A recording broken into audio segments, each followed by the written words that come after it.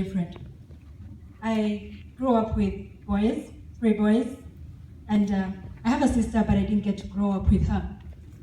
So I didn't get to play the games that the girls usually play, like Wepena, a local game that is played here in Uganda. And I always played soccer. The boys would crush my toes, of course. But it's something I enjoyed. And wanting to be different, I didn't get to enjoy the dolls, though my mom always bought them for me. I didn't get to enjoy playing with the dolls. I remember each time a helicopter would fly by, I would get out of the house, try to look at it, and try to model it out. I would get paper and try to make a helicopter using the paper, throw it in the air, but it would keep coming down. Of course, by then, I didn't know what gravity meant. My dreams shifted from wanting to be a fashion designer, to wanting to be a doctor, to wanting to be a musician. In my primary school, I used to sing a lot, and my teachers always told me, "You're a great musician." So I grew up believing that I will be a musician one day, but I don't know how that dream died anyway. And I also, at some point, wanted to be an engineer. So I'll take you back to where I was 4 years ago. 4 years ago, I joined Makerere University. I wanted to do telecommunication engineering. Now, we all know what our education system is like in Uganda. So I was unable to raise the points to do telecommunication engineering at Makerere, and software engineering was my second choice. So that's what I got to do. Now, I relate my journey at university to that picture, the woman in the arena. This little girl is walking into the arena, not knowing what to expect. Now, we know an arena as a place of conflict, a place of debate.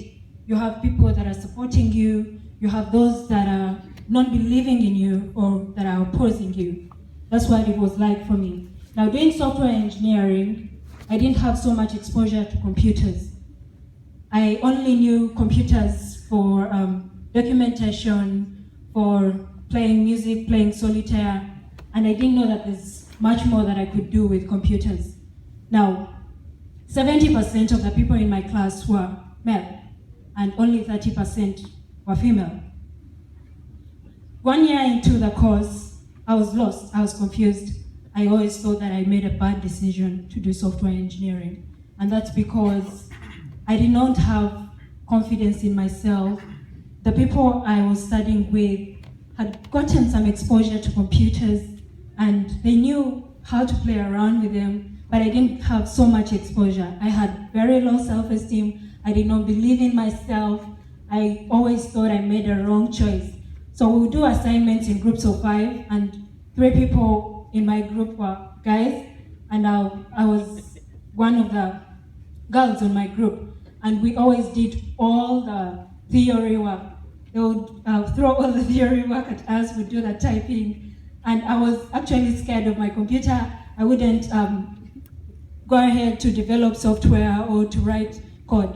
Now, as a software engineer, you're expected to be well conversant with the practical work because that's what you get to do in the field. So in that confused state, I really felt I had made a bad decision to do software engineering. Now, I told myself that I'm not going to concentrate and let mediocrity take over my life, because back at home, my parents believed in me. They wanted to see great results from me. They believed in me. I mean, in Africa, our parents always have high expectations from us. I took my child to Makerere. She's doing software engineer. They'll even call you an engineer, but you don't feel like you're an engineer. I told myself that I need to get out of this mediocrity and I need to do something about it.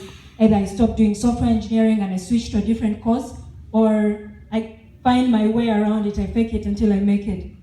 So, oh, the picture is missing. But 2 years, in my 3rd year, a friend of mine introduced me to a platform of women called Galgi Kampala.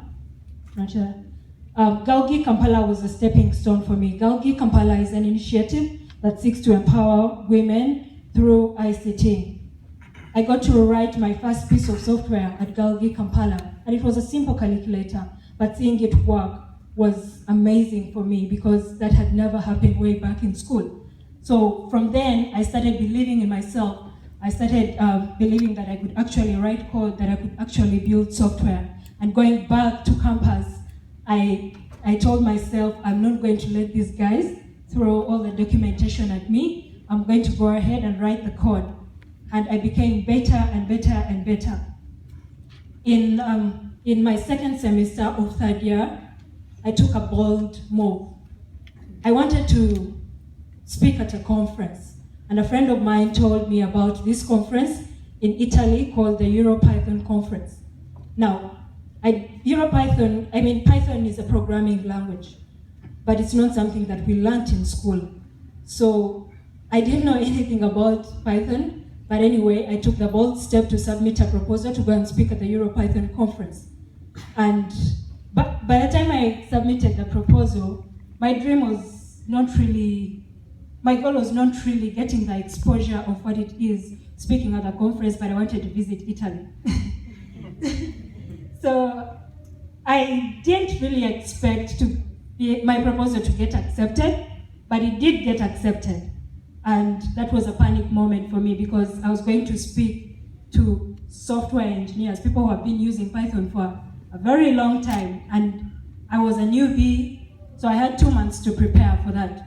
So I got online tutorials, got PDFs, started practicing, asking my friends to help me out, and at the end of the 2 months, I can't really say I was prepared. I was very nervous because I didn't know what I'd gotten myself into.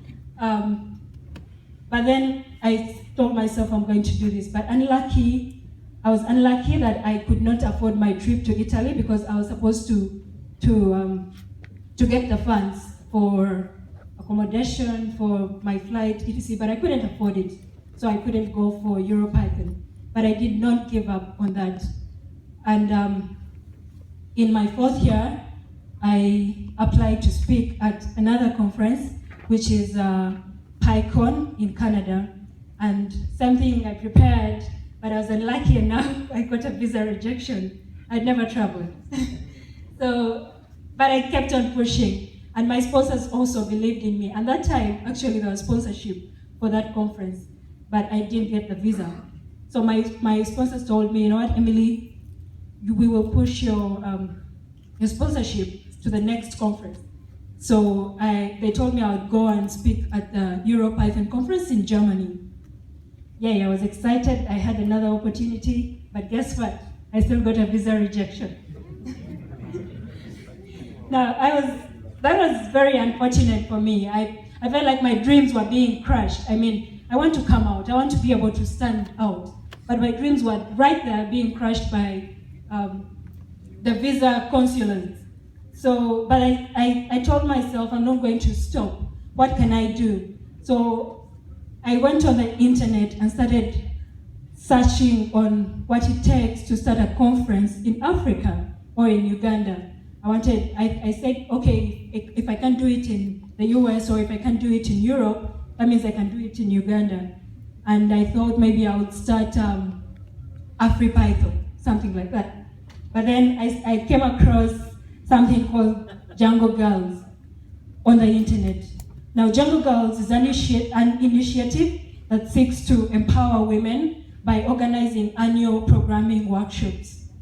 I wrote to the organizers of Django Girls and I asked them what it would take for me to start a chapter in Uganda. And they just told me